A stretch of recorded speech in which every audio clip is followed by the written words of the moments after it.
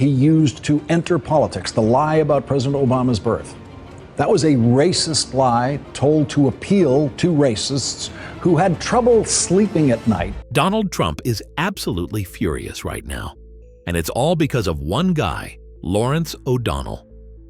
During a live broadcast, O'Donnell went on TV and, in front of millions, exposed financial secrets that he claimed were the backbone of Trump's billion-dollar business. And Trump definitely didn't take it well. Within minutes of the show going live, O'Donnell started getting calls, people demanding he be fired and maybe even shut down the entire news network. But what exactly did O'Donnell say that got Trump this angry? How is O'Donnell still doing his show when Trump's literally the president? And could this whole mess reveal something way bigger than just another political fight? Let's get into it. But how did it all start in the first place? The night that changed everything. Have you ever noticed how the news can feel so predictable? Same faces, same arguments, same headlines on repeat.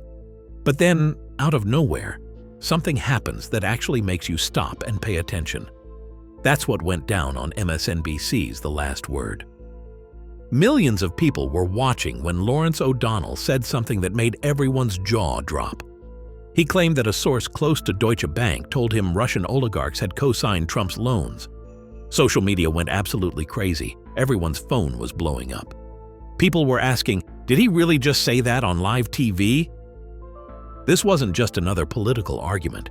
This hit Trump right where it hurts most. His money, his business empire, the whole self-made billionaire thing he's built his entire image on. And Trump felt it immediately. His legal team came back swinging within hours. They called it defamation, demanded O'Donnell take it back, and started threatening lawsuits. The White House basically went into crisis mode. Think about what this means for a second. A news anchor just suggested on national television that the president has financial ties to foreign oligarchs. That's not just bold, that's explosive. If it's false, it could end a career. If it's true, it changes everything. So obviously, Trump didn't just get mad. He went full-on attack mode. Trump's fury unleashed. Trump's lawyers started writing legal letters almost immediately. His social media went off.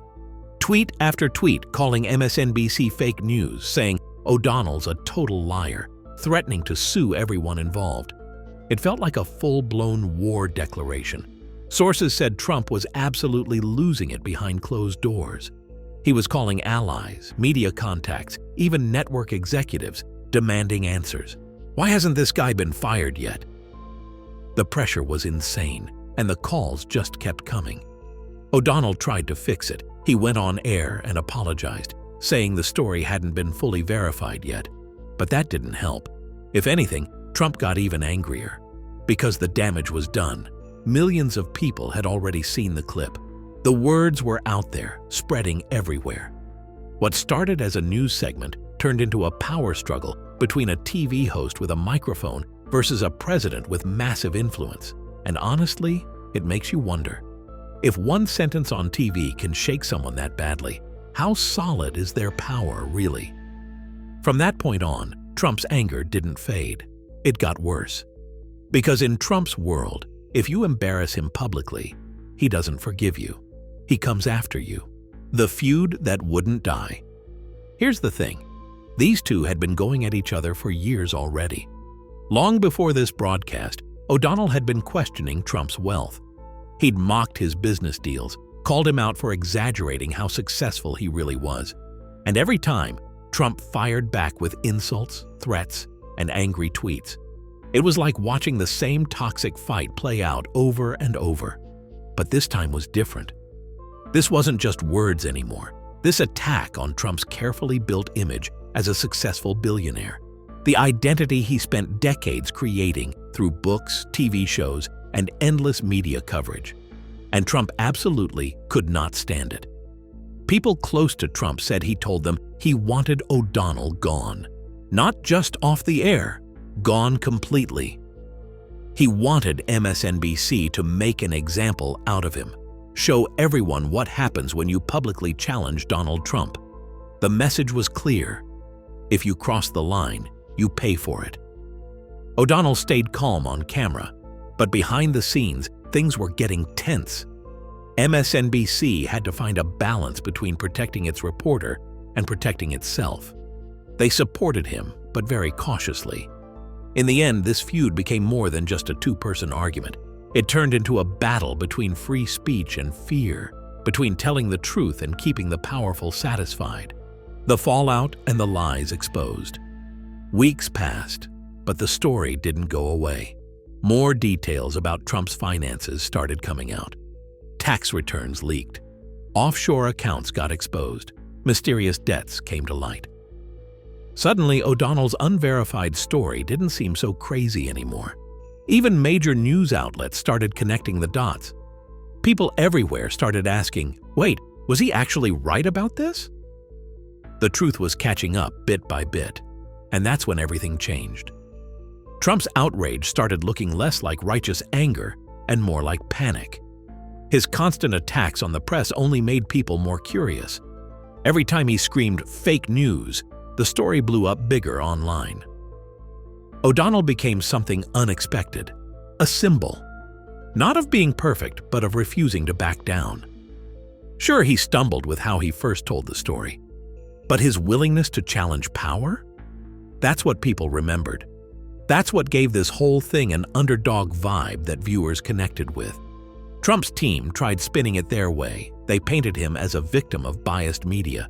But the more they shouted, the more cracks showed in their own story. It became obvious this wasn't just about one TV segment.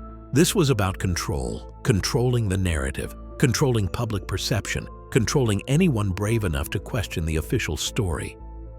Because if telling the truth can get you threatened, sued, or fired, just imagine how many people remain silent to stay safe. That question brings us to what happened next.